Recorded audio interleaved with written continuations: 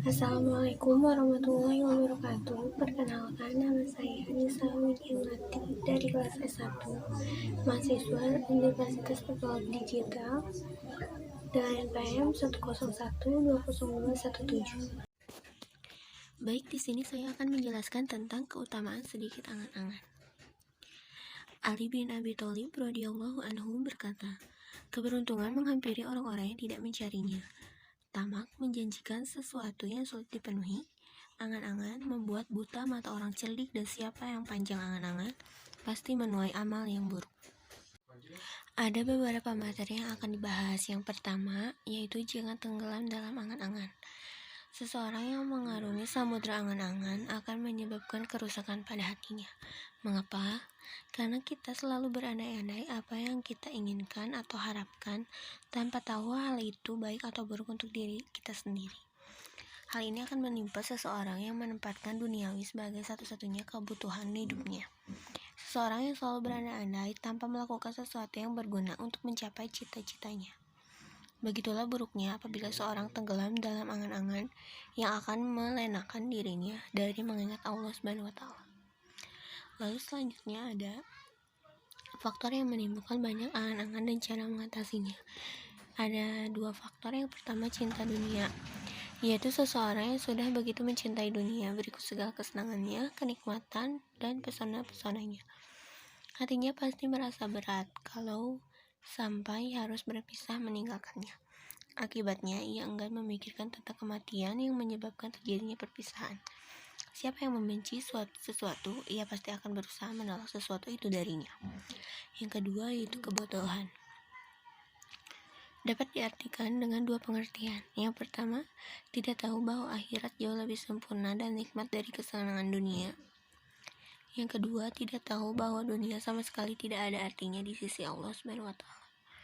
Menurut Imam Al-Ghazali, cara mengatasinya ialah dengan cara menjernihkan pikiran dari lubuk hati yang paling dalam, serta mendengarkan kalam-kalam atau hikmah dari para ulama yang hatinya suci dari kecintaan dunia. Yang paling sulit adalah kecintaan terhadap dunia. Kecintaan itu bagaikan sulit untuk disembuhkan, kecuali dengan keimanan akan dahsyatnya siksa Allah SWT dan agungnya pahala yang Allah berikan kepada orang-orang yang tidak lagi memperdulikan dunia dan segala kenikmatannya. Lalu selanjutnya ada tingkatan manusia dalam angan-angan. Yang pertama, orang-orang terdahulu, yaitu para nabi dan siddiqin, atau orang-orang dengan pengertian apapun selalu benar dan jujur. Yang kedua, mustasidun, atau orang-orang yang menempuh jalan yang lurus dari orang-orang terpilih, dan al-abrar, atau orang-orang yang banyak kebajikannya. Dan yang terakhir ada orang-orang yang terpedaya atau megerurun, dan orang-orang yang dungu atau ahmak. Lalu selanjutnya ada amalan kebajikan dan peringatan bagi yang menundanya. Beramal baik merupakan suatu kewajiban bagi setiap umat manusia, baik dalam hubungan vertikal kepada Sang Pencipta maupun hubungan horizontal antar sesama, agar tercipta keharmonisan dalam kehidupan. Namun, untuk melakukannya tidak mudah, karena banyak cobaan yang selalu dihadapi oleh manusia, baik itu hawa nafsu maupun tipu daya setan.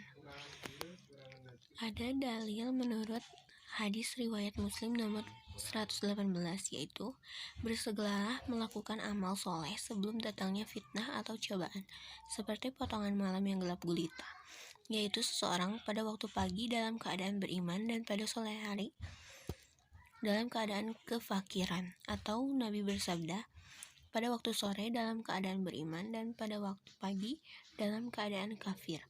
Ia akan menjual agamanya dengan keuntungan yang sedikit dari dunia.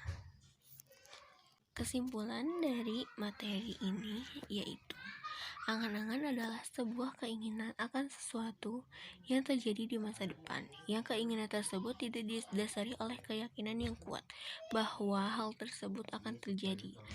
Di saat yang bersamaan juga tidak ada kuasa atau kendali dalam mewujudkan hal tersebut.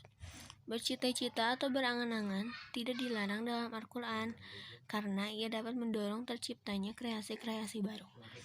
Tetapi Al-Quran mengajarkan manusia hidup realistis. Yang dilarang adalah angan-angan kosong tanpa dasar, yang menjadikan seseorang untuk duduk termenung tanpa upaya dan puas dengan hayalannya. Tetapi bila mengadakan kehadiran rahmat atau datangnya bantuan tanpa usaha, maka ini adalah angan-angan kosong.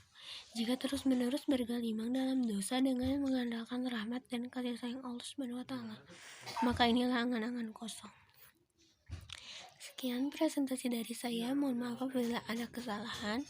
Terima kasih. Wassalamualaikum warahmatullahi wabarakatuh.